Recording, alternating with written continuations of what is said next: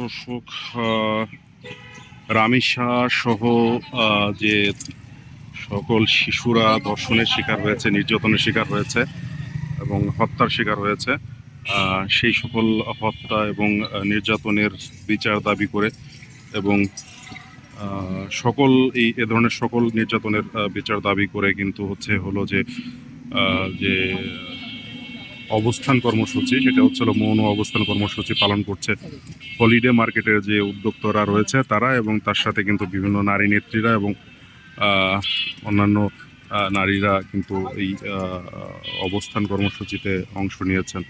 তারা হাতে বিভিন্ন ধরনের রেখা সম্বলিত প্ল্যাকার্ড নিয়ে রাস্তায় দাঁড়িয়েছেন। আমরা তো রামিসার হত্যার বিচার, দ্রুত বিচার দাবি করি এবং শুধুমাত্র রামিসা না, যে 2 বছর আগে যে আসিয়ার ঘটনাটি মাগুরার সারা বাংলাদেশের মানুষকে নাড়া দিয়েছিল, সেই ঘটনারও যাতে দ্রুত বিচার কার্যকর হয়, সেই বিষয়টাও আমরা দাবি জানাই।